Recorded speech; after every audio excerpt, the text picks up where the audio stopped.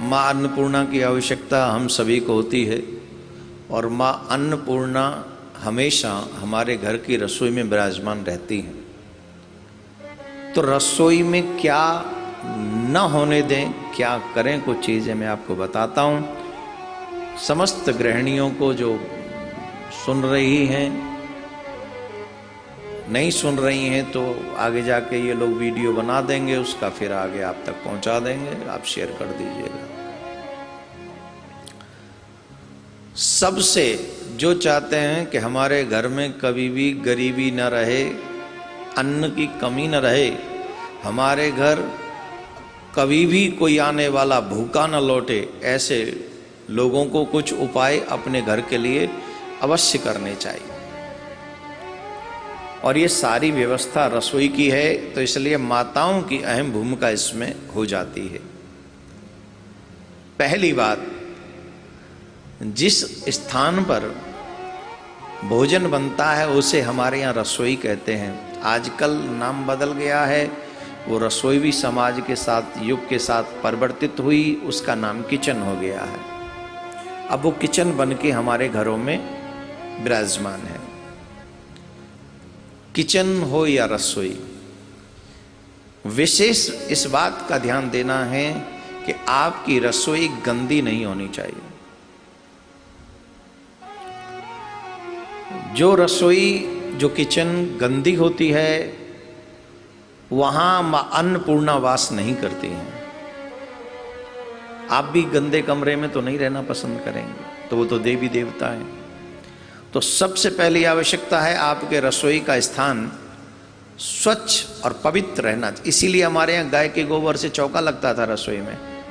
तो कोशिश करें कि प्रत्येक दिन आप अगर चौका नहीं लगा सकते तो गंगा जल से अवश्य रसोई में छिड़काव करें, गंगा जल छिड़क दें। पहली बात, आपकी रसोई पवित्र होनी चाहिए, साफ होनी चाहिए। दूसरी बात जो अहम है वो ये है कि आपकी रसोई में जब आप प्रवेश करें तो ये चाकू इत्यादि होते हैं, उसका दर्शन आपको प्रवेश करते ही नहीं होना चाहिए।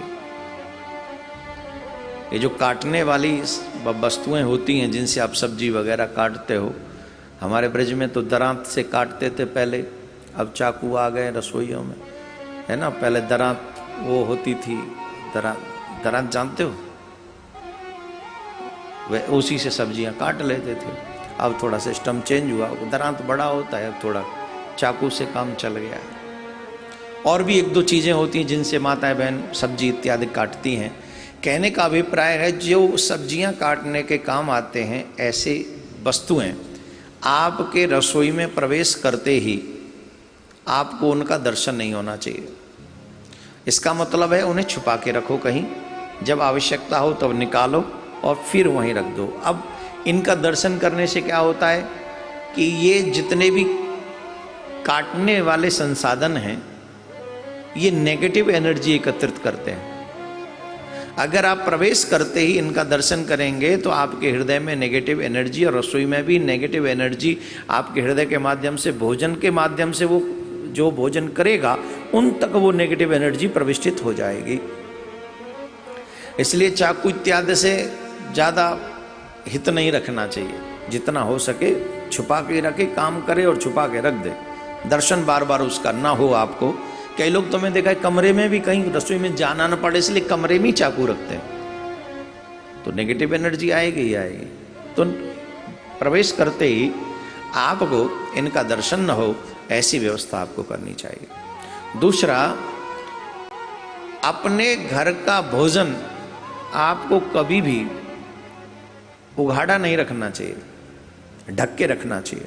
चाहे वो सब्जी हो, दाल हो, खीर हो, इवन रोटियां भी हों, सलाद भी हो, जो भी वस्तु है उसे आप उघाड़ के नहीं रखें रसोई में, क्योंकि तमाम ऐसी शक्तियां होती हैं जो घरों के आसपास या घर में मंडराती रहती हैं।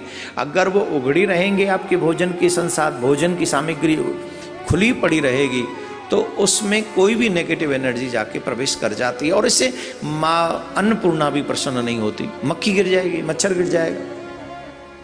इसका मतलब है आप रसोई में सावधान नहीं हो और फिर अन्नपूर्णा माँ रुष्ट हो जाएगी, तो गरीबी आने के चांसेज बहुत तगड़े हो जाएंगे। इसलिए न तो दूध, न आटा, न दाल, न सब्जी, न सलाद, न कोई भी खाद्य भोजन के योग्य जो वस्तु आपने तैयार की है वो खुली हुई नहीं होनी चाहिए, वो ढकी हुई होनी चाहिए। और सबसे अहम बात देवियों को मैं बता दूं, आपके घर में रसोई में बार बार दूध का उफनना अपशगुन है।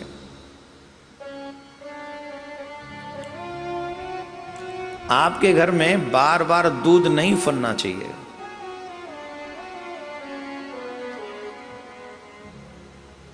आपके घर में तेल गरम, घी गरम आपके हाथों को नहीं जलाना चाहिए। कई बार होता है ना कि तेल की एक बूंद गरम कर रहे थे किसी लिए, पकौड़ी के लिए, पूड़ी के लिए घी तैयार कर रहे थे, उठ के आ गया और वो आपके हाथ में छाला डाल गया। ऐसे बार बार नहीं होना चाहिए। अगर ऐसा है, बार बार आपके हाथ जलते हैं, रस भोजन बनाते समय हाथ जलते हैं, अथवा बार बार दूध उफनता है, तो इस बात से एक चीज समझ लेनी चाहिए कि राहु, केतु और शनि ये तीनों ही रुष्ट हैं। तो इन्हें बचाने के लिए क्या करना चाहिए? इनसे बचने के लिए बोले एक काम अवश्य करना चाहिए, घर की पहली रोटी गाय के लिए और घर की आखिरी रोटी श्वान के लिए, मीन्स कुत्ते को खिलानी चाहिए। इससे राहु, केतु और शनि तीनों ही प्रसन्न हो जाते हैं। अगर बार बार दूध उफनता है तो इसका मतलब है वो रुष्ट है, राहु केतु। और वो क्या बोलते हैं, हाथ जल जाए आपका बार बार। कई माताएं बहन तो रोटी सेकते सेकते अपने हाथ जला लेती हैं। इससे भी पता लगता है कि राहु केतु की दशा ठीक नहीं चल रही। तेल गिरना, घी गिरना, ये भी अपशगुन है। तो इसके लिए आपको चाहिए कि पहली रोटी गाय को दें और दूसरी जो आखिरी रोटी है वो श्वान को खिलाएं। तो इससे राहु केतु की स्थिति ठीक रहेगी। लेकिन सबसे ज़्यादा महत्वपूर्ण है आप अपने रसोई को शुद्ध रखें, साफ रखें, पवित्र रखें। दूसरे, दूध गर्म करते समय ये ध्यान रखें कि दूध बार बार उफने ना आपके घर में। ये छोटी छोटी कुछ चीजें हैं, इनका ध्यान रखेंगे। रसोई में ही आपका मां अन्नपूर्णा का वास होता है, और जिस घर में मां अन्नपूर्णा प्रसन्न होती हैं, मां लक्ष्मी उस घर से कभी जाती नहीं है। तो आप चाहते हैं कि गरीबी ना आए तो रसोई को साफ शुद्ध रखिए, दूध को फनने मत दीजिए, सावधानी से भोजन बनाइए, हाथ को जलाइए मत।